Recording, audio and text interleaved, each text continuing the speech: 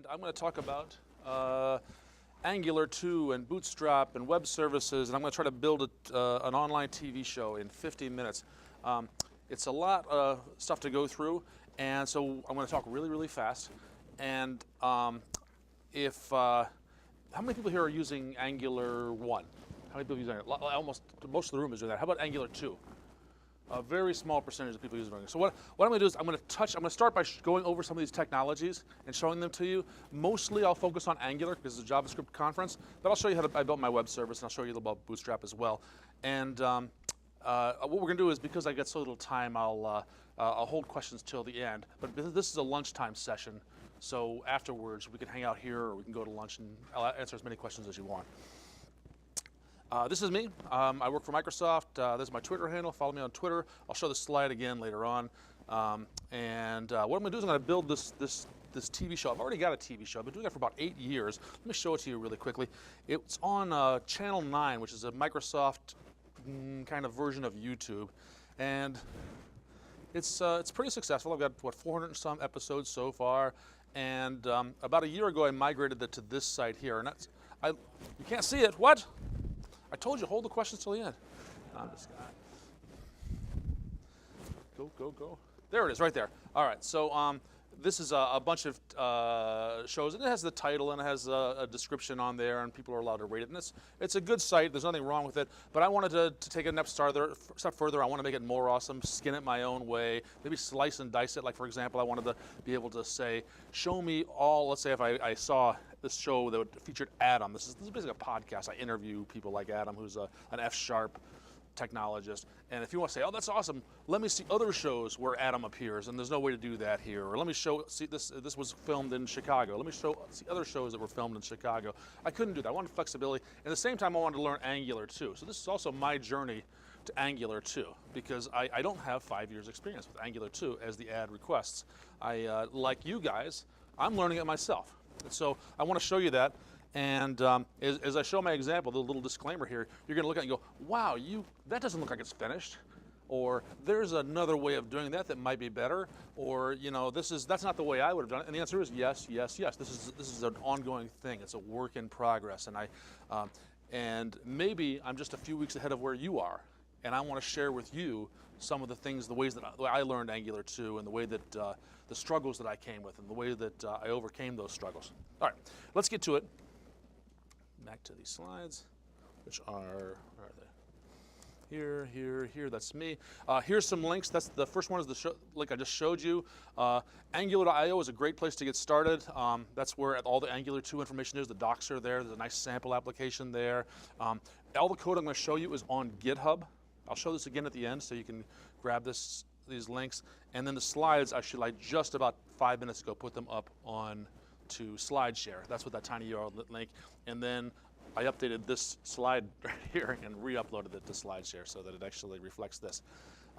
Real quick lesson. This is a review, I think, for most people here. Single page applications. The web started out as, it was just a way of linking together documents and pictures of cats, and the user would click a button or enter a URL and send a request to the server. The server would send back an entire HTML page and would refresh this entire page, and it would take a long time and sometimes be very disruptive. There's nothing wrong with it, actually, but it wasn't good for applications. Now the web has evolved into an application platform. Then what we have more now is when we send that request, when we click something, we just send a request to a web service and get back some data, and then JavaScript on the client side will do something on the client. And if you're at a JavaScript conference, you've probably done something like that. Once your app gets big, then that can be a challenge. That can be a real challenge. It gets complicated because JavaScript is not a great language yet. I mean, it's really kind of a very small language, and it's not great for managing large applications, and that's why frameworks like Angular 2 have popped up to help manage that complexity, a modularize your application. That's the real advantage we have for Angular. So here's the application that I built. It is a single page application. I put the technologies below that. Angular 2, TypeScript, and Bootstrap CSS are on the front end. On the back end, I built a web service. I used a tool called Web API, which is a Microsoft tool. But you can build in everything you want, and there's a SQL Server database in the back end. There they all are. I'm going to really quickly talk about Web API. You could build this in Node, and now, actually, as I think about this, I may end up rewriting this in Node. But Web API is a really nice tool. You can build it in Visual Studio, and what it does is there's a file new project in Visual Studio that gets you most of the way there. For really simple Web APIs, it builds one automatically for you, and it provides this concept of a controller. The controller is just a class that inherits from API controller, and it provides methods for get and post and put and delete, which map to the HTTP verbs that you'll send your request with. So for a REST service, what you'll do is you will send a request to a controller, to a URL rather, and the URL will be API/ and then some name, and that name will point to a controller. So because we put values in this URL, it'll point to something called values controller. It's just the name without the word controller in it. And that's the kind of mapping that it does. And then these methods in here, like get and post and put, delete, those map to whatever HTTP verb that you use. So if you're familiar with REST, this is a really simple way of doing that. And I want to just show you really quickly how easy that is. I have Visual Studio open right now, and if I say File New Project,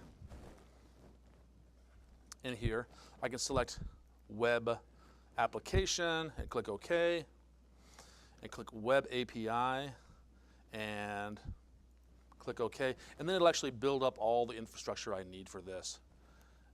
And it takes less than 60 seconds to do this. Luckily, I brought some coffee. It's also a good time to point out that I have a really bad cough this morning, so if I begin to cough uncontrollably, I will stop and have a cough drop. I apologize in advance if that happens. So in here, I have, by default, it actually creates a controller called values controller. And you can see that it doesn't, in fact, inherit from API controller, and there's a method for get, and there's a method for get with a parameter, an ID parameter. There's a method for post and put. Most of these methods are empty. The get and the two get methods actually have something in them. So that if I run this thing, then just hitting the URL, and the URL will be something, this will be localhost it's running on, /API/values will be the URL, because that's the name of the controller. So when this fires up here, I'll go localhost API/values, and once it's done loading, it's access denied. I don't really need to authorize. There's a whole framework in here. You can do a lot more than this. There's a whole framework in here for doing authorization if you want to force users to log in or do single sign-on. We don't have to use that. It's worth pointing out there's also, you can add a database to this if you want to, and you can add all kinds of complex logic. Whatever logic you want, you can add to this. I'll take the authentication off just for demoware here, just so it shows up in a browser without passing credentials. And /API/values right there, and there's the two values, value 1 and value 2. And you can see that's because it's returning value 1 and value 2. And in your application, you might return, I don't know, customer data or game scores or whatever. You can even wrap those up in HTTP responses to get more rich responses to this. And down here, because if you pass an ID to it, it'll return just the word value. So the way you pass an ID is just simply /1, like that. Now here it doesn't actually query it, it just returns anyone. There's just the string value right here. And I've done this actually for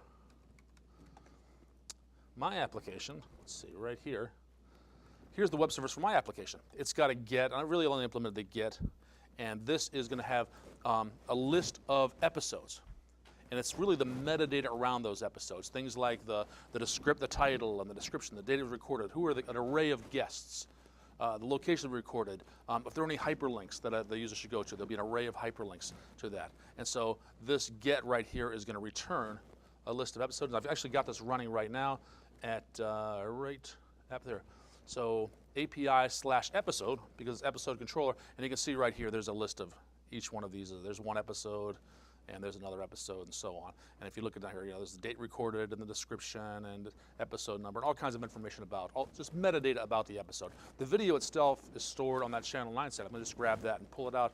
If you wanted to build this, you could store your video in a database or Azure Table Storage, or even in YouTube if you wanted to. and just maybe create your own skin for YouTube. All right, so that's the web service part of that. I'm not going to come back to that. I want to show you. I want to talk now about Angular. That's what I'm going to spend most of the time talking about. So Angular 2, it's a single-page application framework. It's completely open source. It's managed by Google, but it does have some Microsoft technologies involved in it. It provides things like automatic data binding. It allows you to modularize your application and split it into components. It's really designed to manage the complexity of a large single-page application. I mentioned the Microsoft tool that's used with this. There's a tool called TypeScript.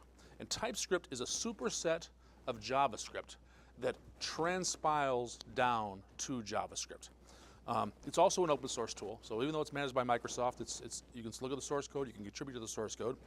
And the idea behind TypeScript is that you can type something in a .ts file, a TypeScript file, that looks kind of like JavaScript, but JavaScript on steroids. In fact, it'll support ECMAScript 6. So if you want to use some of the new features of JavaScript, but you don't want to limit your users to only use a few browsers. There aren't many browsers right now that support ECMAScript 6.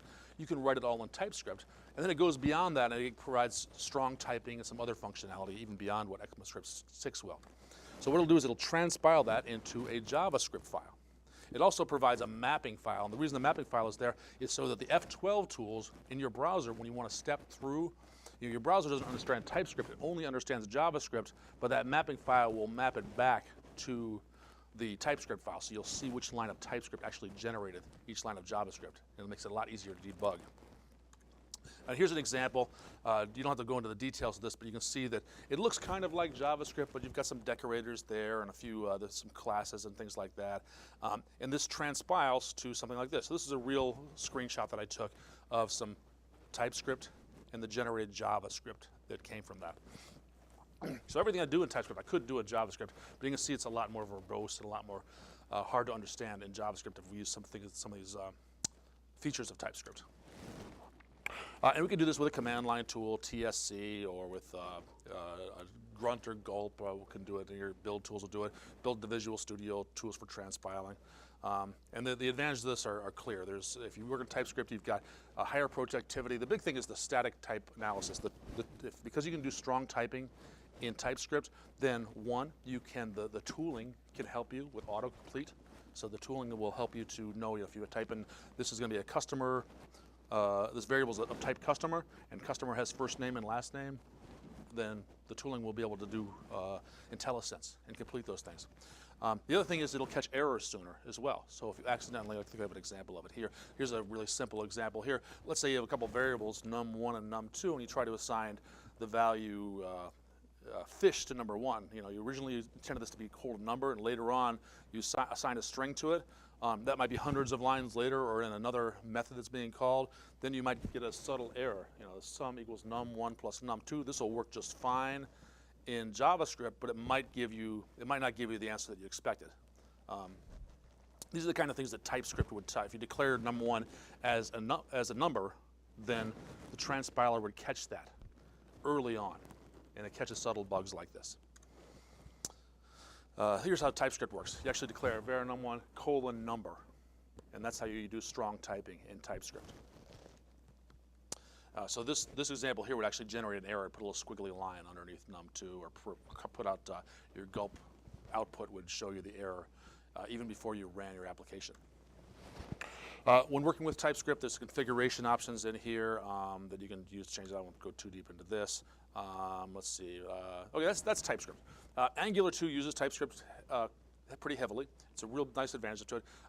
Angular, these are the parts of Angular I'm going to cover right here: modulars, components, templates, directives, services, routing, HTTP. Let's go through them. Modules, these are in Angular 2. These are ways of just splitting your application up into smaller components, making it easier to manage. Here's an example of a module. It's a class with some sort of decoration. So this particular module is a component. That's what that component is. And you notice that we have to import the component. So Angular doesn't understand what a component is until we import that from Angular 2/core, which is the core Angular libraries. And that makes this available to our application. We also can make this class itself available to other modules by exporting it. So if we export our class app component, other modules can use it. Somewhere inside of Angular 2/core, they have exported the component module and made it available to us so that we can import it. And components are simply classes with properties and methods on them, and they're decorated with this component attribute, and they're allowed to interact with your HTML. The key parts of this are the selector. The selector tells us where in our HTML to use this component. And when we find that selector, so the selector is actually an HTML-like tag. So it'll, in this example here, my app, it'll look for a tag with less than, my-app, greater than. It looks like an HTML tag, but of course there's no such tag, my app. And it'll replace that with whatever this template is, this HTML, H1, my first Angular 2 app /H1. So in its simplest example, it'll do that. Right here, there's an example. So to replace my app with H1 hello world, this example here. So if I have a my app tag in my HTML page, and in this case I'm using yellow to indicate HTML and pink for JavaScript, and I have a component, app component, that says the selector is my app, what'll happen is it'll find that my app tag and it'll replace it with this template, hello world.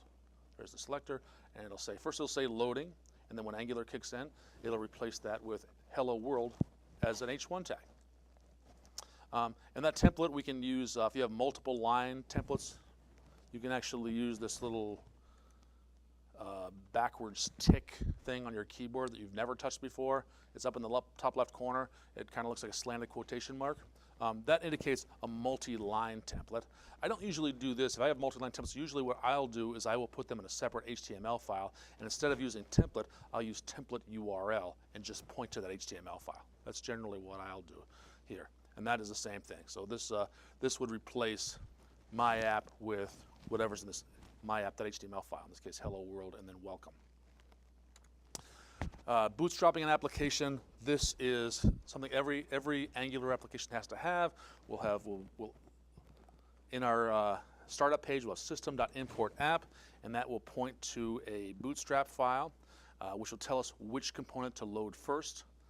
In this case, it's app component, and that will fire up our application.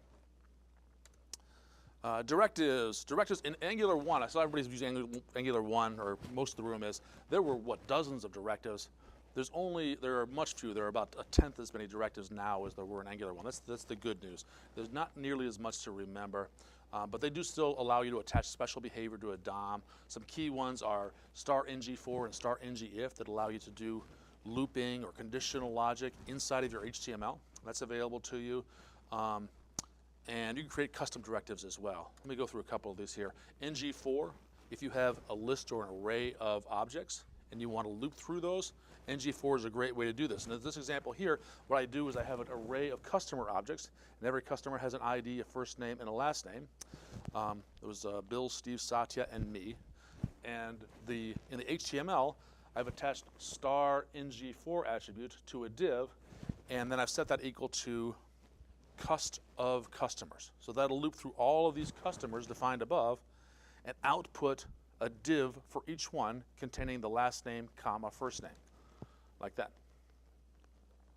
And that'll work even if I have 100 customers in that list. If I don't know at design time how many customers will be in that array, this is a really nice way of outputting data. ngIf is conditional logic, and it'll actually remove elements from the DOM if they don't exist, or if they're false, or if they're null. With JavaScript has this concept of truthy.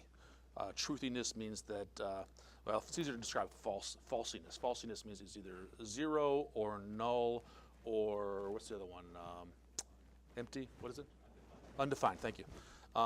So any one of those things will be falsy. Everything else is truthy.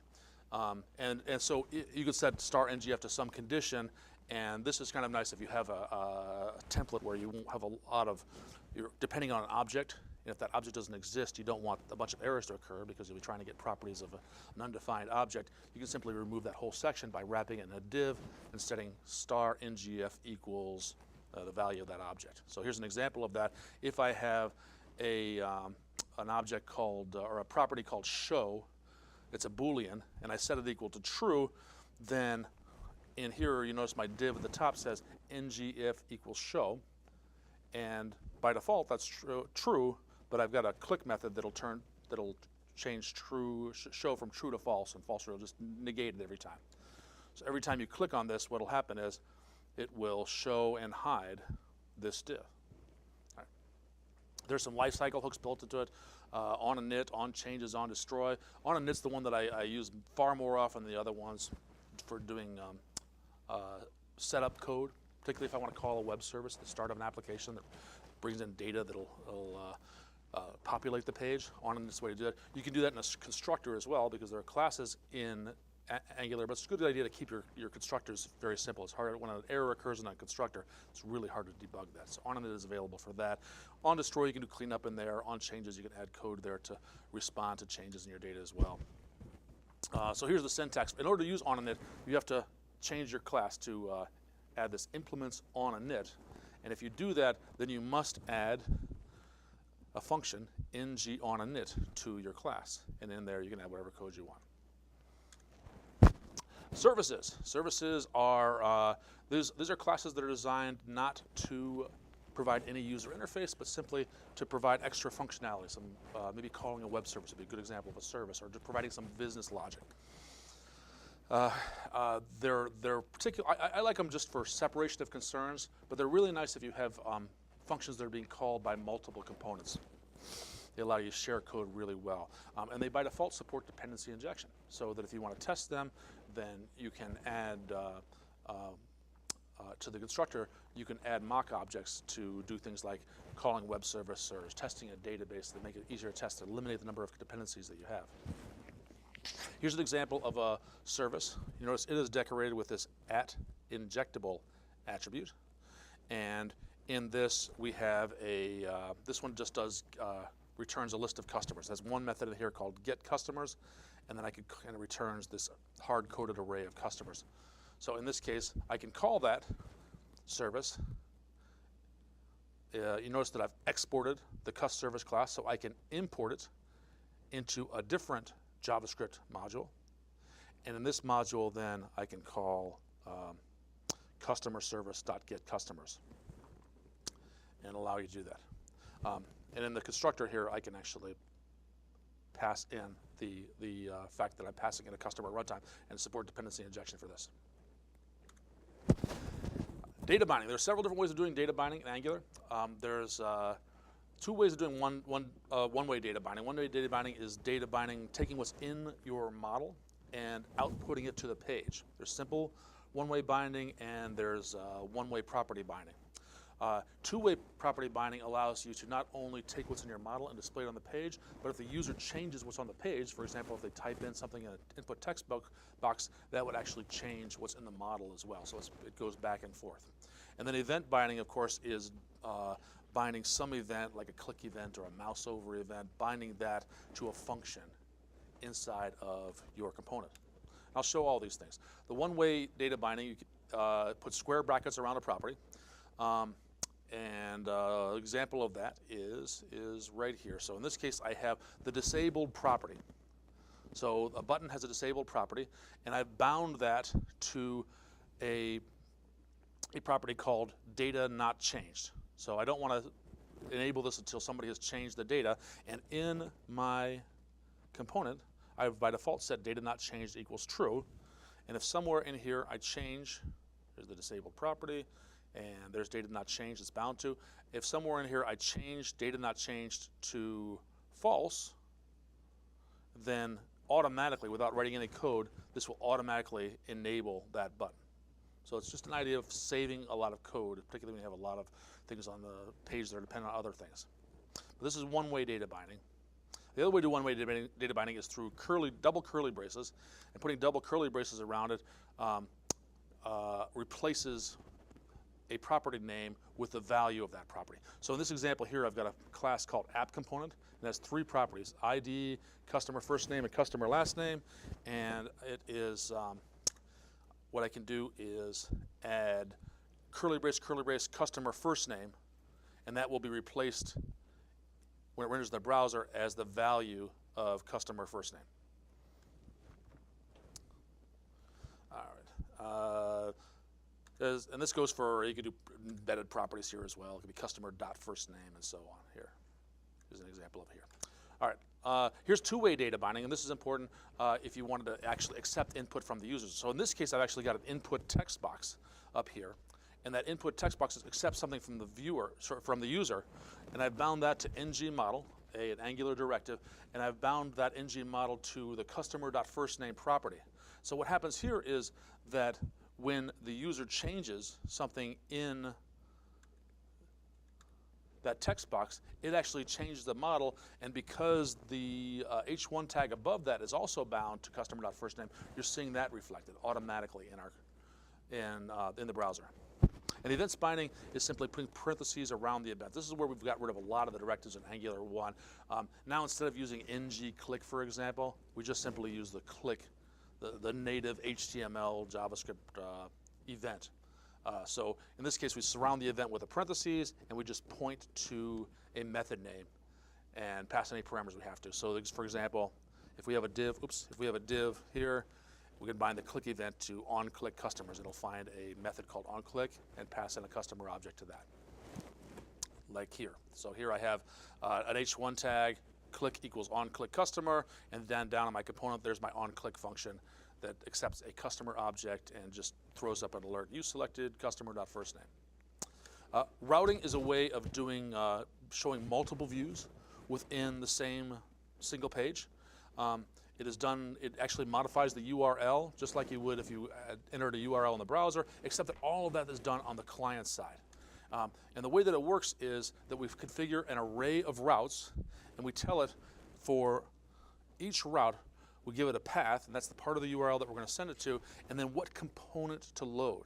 So in this case, we've got a couple of routes, foo and bar, and they will load the foo component and the bar component respectively. So we'll set that up and initialize this in a routes file, and then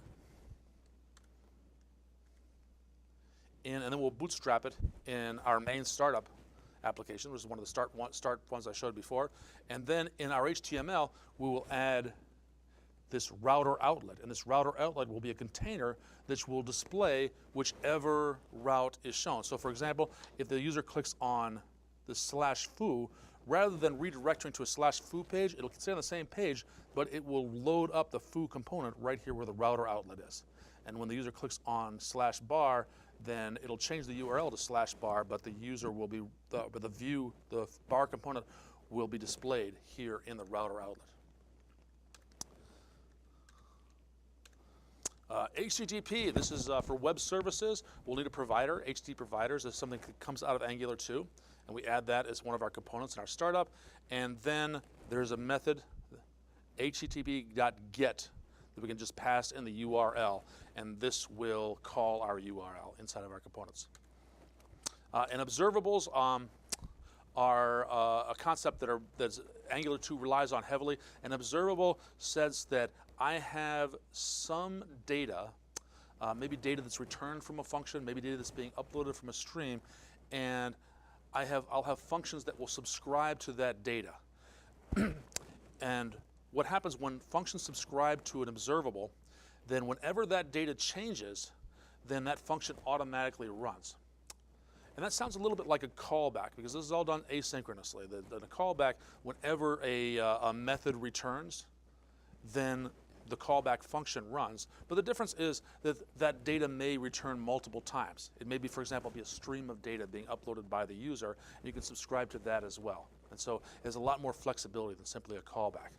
And this is implemented through a class known as Observable, and we pass in the type of data that's going to come back, and then we can subscribe to that. So in this case, I have a method called getEpisodes, which I've copied out of my sample application, and I can subscribe to that when I call getEpisodes.describe, and it'll return this data, which will be this observable of iEpisodes, and I can use that. And when it comes back, it'll return observer.next, which is the return value of whatever is coming back from this data. Let's see.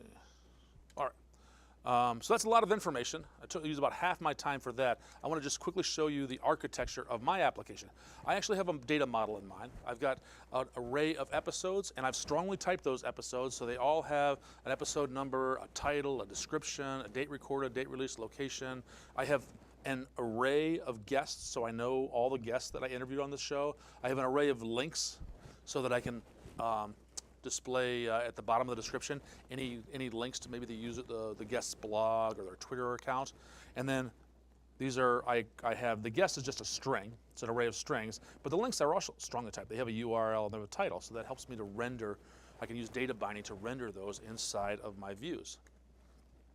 And in my views, I'm using these components to modularize them. So I take advantage of something called an episode list that I've created up, and in that I've composed together an array of episodes, and each episode will be rendered as an episode component.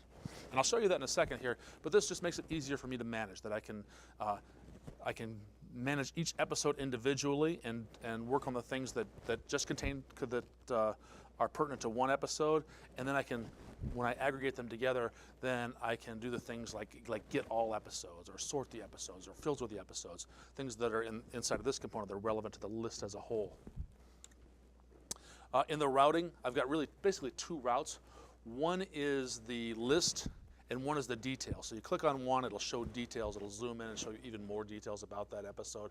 I have a few other routes that I've added that are simply filtered lists of the episode. Episode list by default will show you all the episodes, but I have a couple of routes that when you go to them, all they do is filter the data and show you like only those for a single user, or only those for a single location.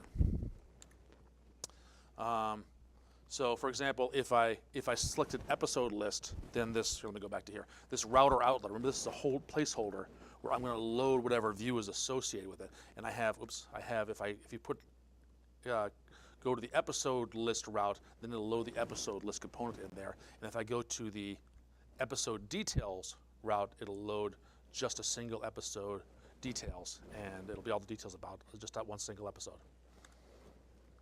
I use the service model heavily. I tried to put all of my business logic into a service called episode.service, and in there is the logic that calls out to the web services. In my components, if I wanted to get any data, I just simply defer that. I delegate that off to my service, and that calls web services and returns data. The component itself is just used to manage the view, just to make sure that there's data available to the view. All right, that was a lot of information, so I'm going to jump into my application and actually show you some code here. And I am using Visual Studio Code to do this. So the first thing I want to do is to show you the bootstrapping part of this, and that's in main.ts right here. And I'm bringing in the router providers, I'm going to do routing, and HTTP providers. This was because I know I'm going to make web service calls in here. And notice in order to use these things, I have to import some libraries from Angular. HTTP providers is here, and the router providers is from here. And then I want to show you my index.html, which is our startup page right here. Right. Oh, yes, of course, sorry. Yeah, hang on a second. I always forget what's it. Yeah, what's the anybody know the code, the shortcut for zooming in Visual Studio Code? Control plus, thanks. That is not it. Good guess though. Control scroll wheel's not working. Hold on. Shift plus? Nope, that's not it. Let me see. View. Is there a zoom? Oh, here we go. Is it Control plus equals? Control equals is what it was. Let me try that. Control equals. Oh, you know what it is? You were right. I was using the plus on the numpad and not the plus on the rest of the keyboard. So kudos to you. 50 points to Gryffindor. Is that big enough or a little bigger? I don't want to. Oh, there probably is a way to make it light. I just. File. I don't want to spend too much time on that. User settings, color theme. There we go. Oh, this looks pretty good. Dark, Kimball, dark, light Visual Studio. Is that better? That's good? Okay, all right. Thank you. Thanks for the tip, actually. I appreciate that. The next audience will benefit from that, so I really do appreciate that. All right, so what was I doing here? I'm in the index file. Oh, so look down here. You'll notice that, first of all, we have this My App right here. And it starts out by saying loading, and there is my very first thing that's going to load is my app component right here, .ts, and you see that the selector is My App, and it's going to load a template that's stored in this right here. So I'll show you that in a second, but first I want to show you there's a little bit of data in here as well. There's a title, and there's a subtitle. And so when I look at the template, app.html, you'll notice that up here there's some one-way data binding. Title equals title and subtitle equals subtitle. So I'm going to specify in this header, this is going to do some one-way data binding and show title is technology and friends and subtitle is talking with smart people about technology. I also have this router outlet right here, so other stuff is going to load as well. And I'll actually show you this. Am I running this right now? I can't remember. I am not. I'm going to start this up, npm start, to run this thing.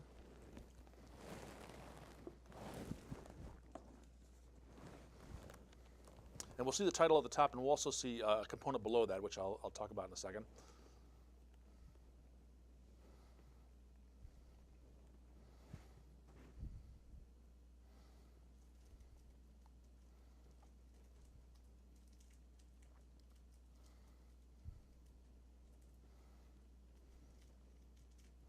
And there's the title and the subtitle right here. In my router, I've loaded this. This is an episode list component right here, showing all the episodes on here. The way I get that is, let's see, app.component, where's my, right there. There's my app.component.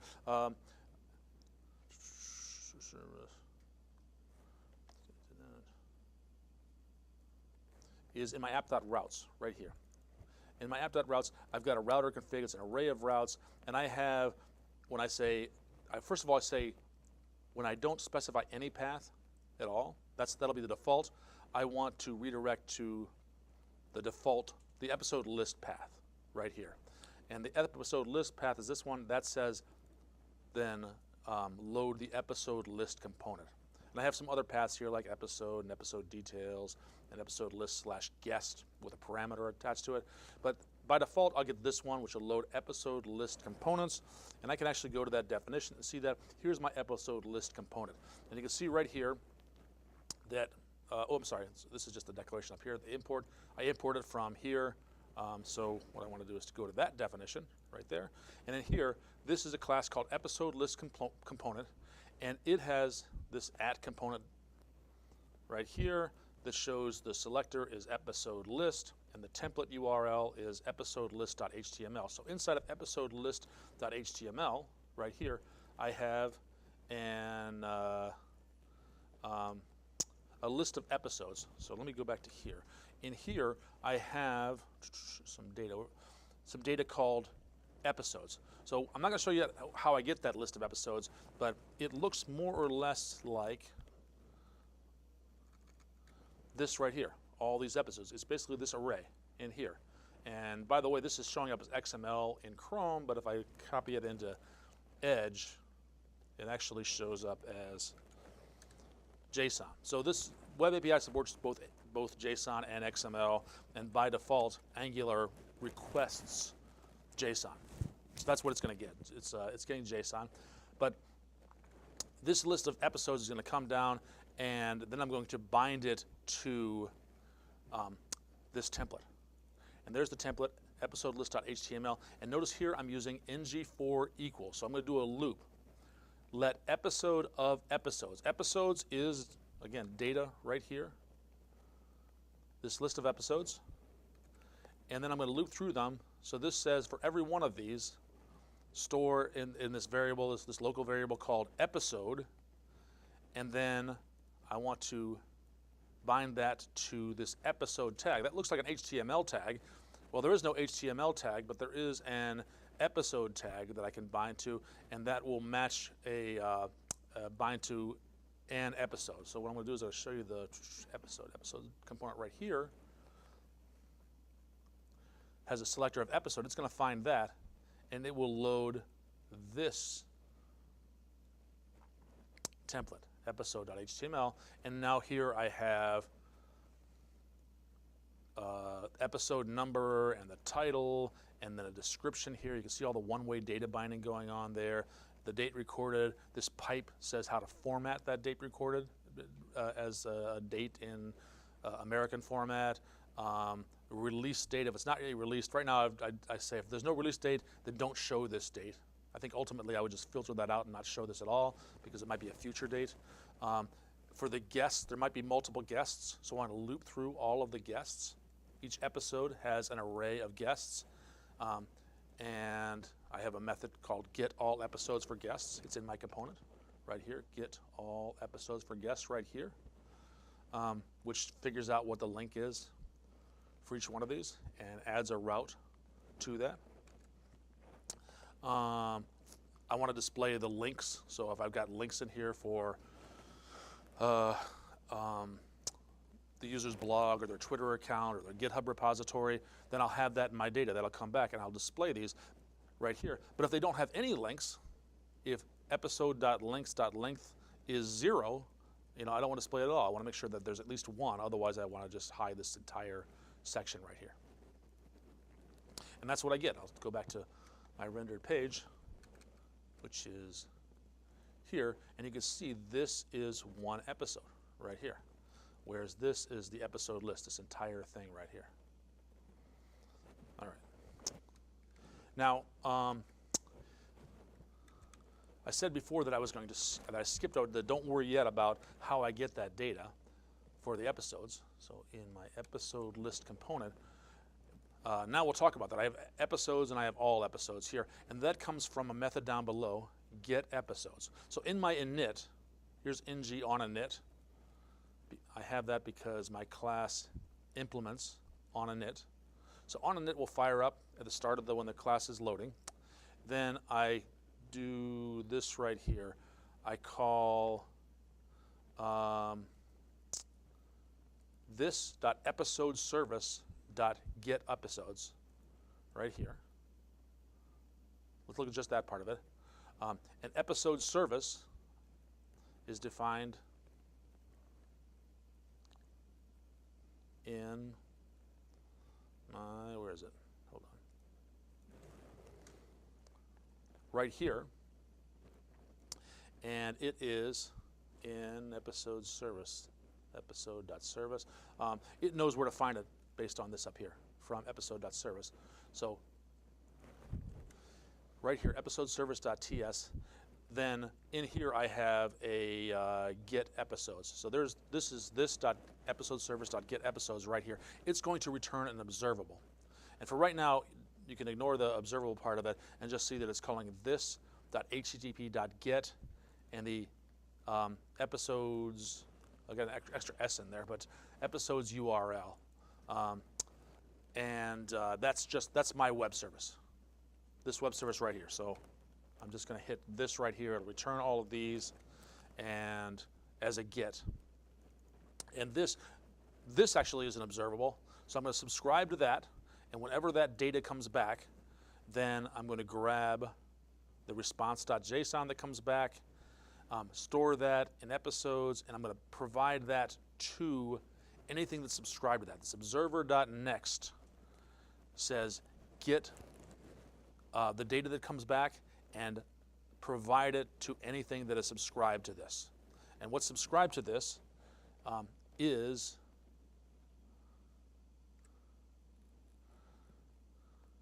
this method right here. So in my init, I called get episodes right here, and in get episodes, I am subscribed to this. Oops, that's not right. I am in the service in here.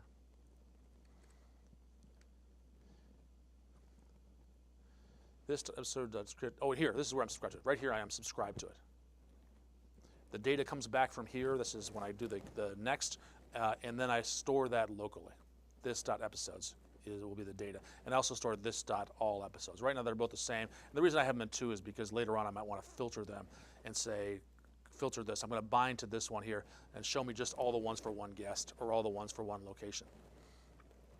And that's what I've got here. So I've modularized this thing. That was the picture I was trying to show right here, which says that I call get episodes here, it calls get episodes in the service, and that calls my web API. This is subscribed to the call to the web API, and this is subscribed to service.getEpisodes.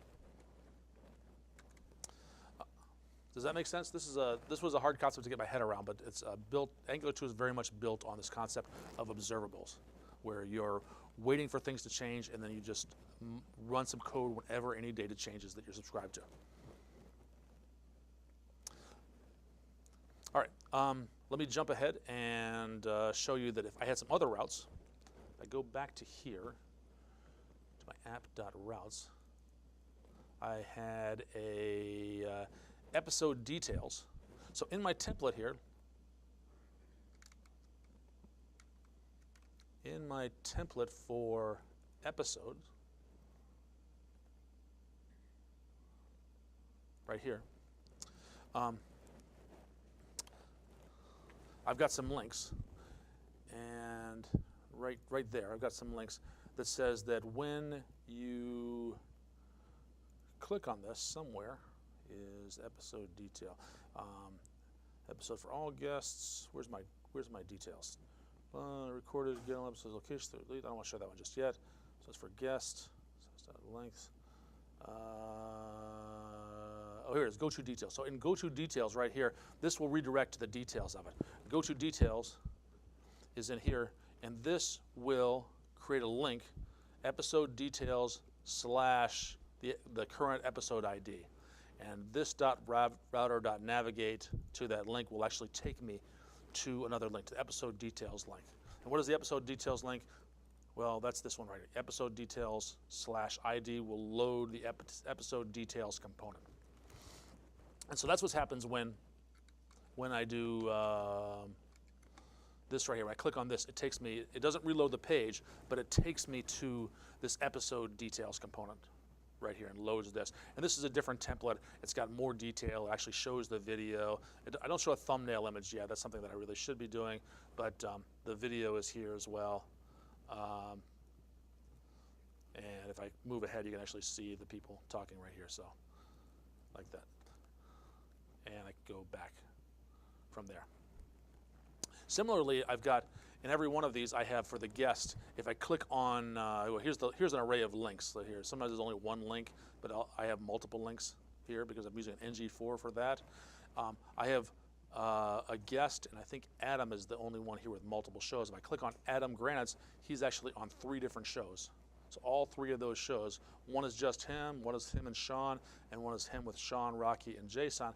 Jason, we can see all those. Yeah, I call him Jason. But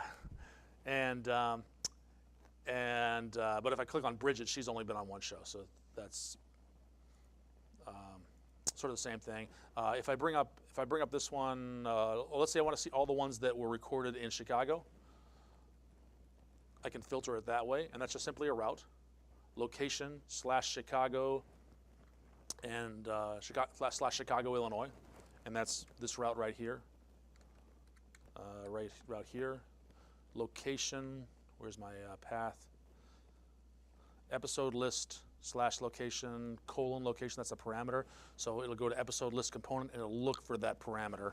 And if I go and look at episode list component, that parameter is just going to load my episode list, which is the same as the default list, except that in there I can look at my parameter. If I look at episode list right here, then I have some logic in here to say that if I find a parameter for location right here, if there is a location parameter, then call get episodes for location, and then it'll filter by location. Same thing with guests right here. If you find a parameter for guests, then it'll filter for the guests. That's how I'm doing that. So I could filter and I could sort. I could add more parameters as time goes on and slice and dice this the way. It was really my motivation for doing it. I want to be able to, show the ones very quickly. Go to the ones from last May, or maybe have an event. Maybe I recorded 2 interviews yesterday. I actually was fortunate enough that Douglas Crockford will agree to sit down with me, and so he'll be on my show next month. And it'd be nice that I could, 2 years from now, go back and look at Midwest.js and see those videos. I could add another filter for that, which would be pretty nice.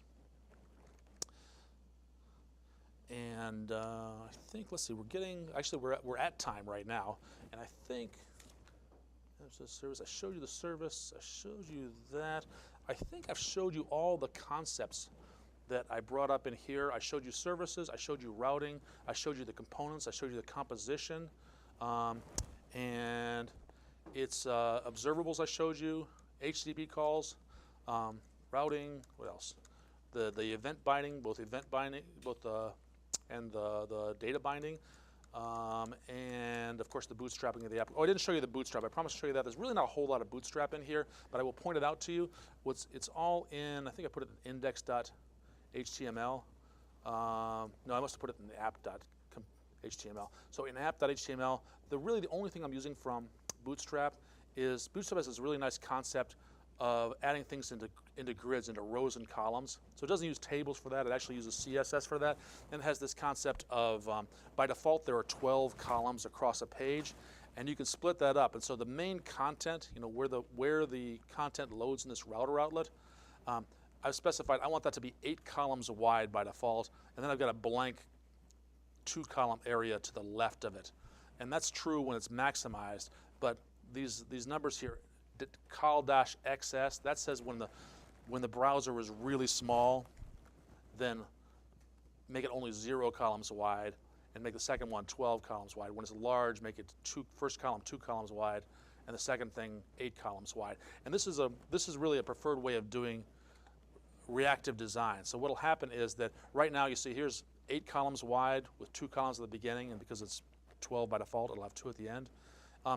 And it'll stay that way as I resize it. There'll always be the same ratio where I've got this thing centered with some gray area on the left and right until I get to a really small area. Once I get to small, then this content area, this router outlet, takes up all 12 columns, which is probably what I want if I'm on a mobile device. So rather than specifying here's the style sheet I want for a mobile device, I just say this is what I want when the size gets really small. And then it doesn't matter whether I'm resizing my browser like this or if I'm just displaying on a small device, a small tablet or a phone device. And that's probably the biggest advantage that Bootstrap gives you. Bootstrap is a big thing, and you can look at all the functionality it gives it. This is, I think, the feature that people use more than any other single feature in Bootstrap. Okay, I am at time right now. And so I'm going to stick around as long as you want if anybody has questions. I know it went really, really fast, but before I go, I will just show you this right here.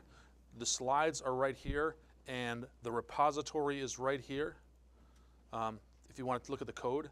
And then Angular.io, I mentioned that earlier. That is a great place to get started.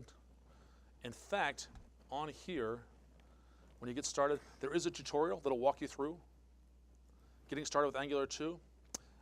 And this 5-minute quick start, I actually built this application. They'll walk you through the steps, but you can look at the finished part of this 5-minute quick start, and it's generic enough that I just grabbed that and downloaded it and used that as a starting point for my application, because that did the main TS and it did the bootstrapping and the getting everything started, and all I had to do is change the title, and that's how I started my application. Once you get past the quick start, then this tutorial here, it took me about 4 hours to go through this whole thing, maybe a full day to understand it all. And that's worth looking at. It's not always best practices. For example, the HTTP doesn't use observables, but if you go down, once you understand everything in the tutorial, go down to the developer guide and start looking at what best practices are. So for example, they have HTTP client here, which will explain it. So those are really good resources to get started on using Angular 2. All right. Thank you very much for your time and for listening to me talk really, really fast. I'm not done, but I know some of you are. You all want to go to lunch, but I will stick around. So thanks a lot.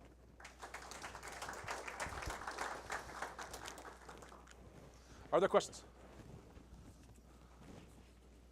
All right, I'll be up here for a few minutes if anybody's got questions.